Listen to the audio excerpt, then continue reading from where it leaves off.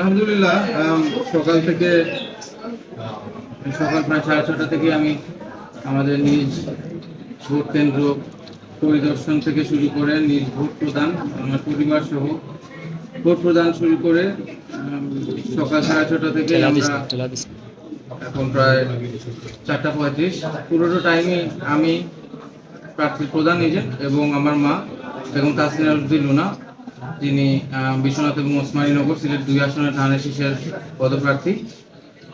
এই 2 উপজেলার প্রতিটি সেন্টার ঘুরে ঘুরে দেখার চেষ্টা করেছি। একদম এক্স্যাক্টলি সবকটি সেন্টার আমাদের পক্ষে ঘুরে দেখা সম্ভব হয়নি, বাট আলহামদুলিল্লাহ আমরা প্রায় বেশ কয়েকটি সেন্টারই দেখতে সক্ষম হয়েছি। তো একটি দুঃখের বিষয় আমি জানাতে চাই যে সবাই খুব এই এলাকার মানুষ এম ইলিয়াস আলীর প্রতি তাদের যে ভালোবাসা এবং পারিবারিক বন্ধনে যে সকলে আবদ্ধ, সকাল থেকে প্রায় দুপুর পর্যন্ত সকলেই খুবই স্বতঃস্ফূর্ত এবং অংশগ্রহণমূলক ভোট প্রদানের মাধ্যমে ভোট কার্যক্রম সম্পন্ন হওয়া চলছিল। কিন্তু কিছু কিছু জায়গায় আমি মনে করি যে সেনাবাহিনী তাদের টহল এবং কিছু কিছু জায়গায় আই থিঙ্ক স্ট্রিক চার্জও তারা করেছে, সেটার ফলে ভোটাররা ভীত সন্ত্রস্ত হয়ে আর ভোট দিতে এগিয়ে আসেননি। তো এটি অত্যন্ত আসলে দুঃখের বিষয়। কাকে দোষারোপ করবো আমি ঠিক সঠিকভাবে বুঝতে পারছি না। অনেকদিন পরে বাংলাদেশের মানুষ ভোটের অধিকার ফিরে পেয়েছিল এবং তারা ভোট দিতে স্বতঃস্ফূর্তভাবে এগিয়ে এসেছিল।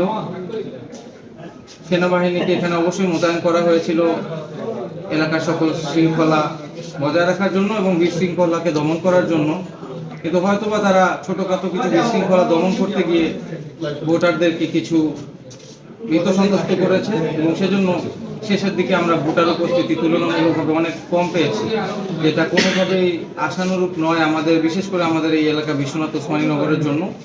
সিলেট 2 আসন এটি একটি ঐতিহ্যবাহী আসন, যেটা সাবেক এমপি গুম হওয়া নেতা এম ইলিয়াস আলীর আসন হিসেবে পরিচিত। এই বিষয়ে আমি কিছুটা দুঃখ প্রকাশ করতে চাচ্ছি।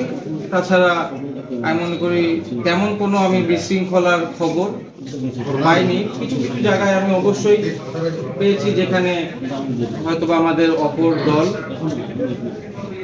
যদিও এখানে অপর দল আমি মনে করি দেয়ালঘড়ি মার্কার যে দলটি রয়েছে, কিন্তু খেলাফত মজলিস, কিন্তু এখানে অন্য যেহেতু এটা একটি শরিক দল বা অন্য একটা জোটের অবস্থানও তারা করছে, সেই দলের কিছু মানুষের বিশৃঙ্খলার কথা আমরা শুনতে পেরেছি এবং বেশ কিছু অ্যারেস্টও হয়েছে আমাদের যে অপর জোট যারা আমাদের প্রতিদ্বন্দ্বী হিসেবে প্রতিযোগিতা করছেন এই এলাকায়। তো এই বিষয়গুলো আমি অত্যন্ত দুঃখের সহিত আপনাদেরকে জানাতে চাচ্ছি যে আসলে এটা আমরা কখনোই আশা করিনি। আমরা সকলেই সুন্দরভাবে ভোট গ্রহণ কর্মসূচি করলে হয়তো আমাদের ভোটার উপস্থিতি তুলনামূলকভাবে আমরা অনেক বেশি পেতাম। যাই হোক, আলহামদুলিল্লাহ সবকিছু শেষে ভোট প্রদান কর্মসূচি শেষ, এখন আর ভোট দেওয়ার কোনো সুযোগ নেই। 4:30 বেজে গিয়েছে, সকল ভোট কেন্দ্র ক্লোজড হয়ে গিয়েছে। এখন ভোট গণনা শুরু হবে। আশা করি ভোট গণনার ক্ষেত্রে কোনো রকম কারচুপি বা কারসাজির সুযোগ থাকবে না, কিন্তু এরপরেও রেজাল্ট পাওয়ার আগ পর্যন্ত আমরা সংখ্যামুক্ত থাকতে পারছি না। একমাত্র রেজাল্ট হাতে নিয়ে যখন ঘরে ফিরবে বাংলাদেশ জাতীয়তাবাদী দল এর সকল নেতৃবৃন্দ, তখনই আপনাদেরকে আমরা সঠিকভাবে আমাদের ফিলিংস বা আমাদের অনুভূতিটা এই ইলেকশন সম্পর্কে জানাতে পারবো।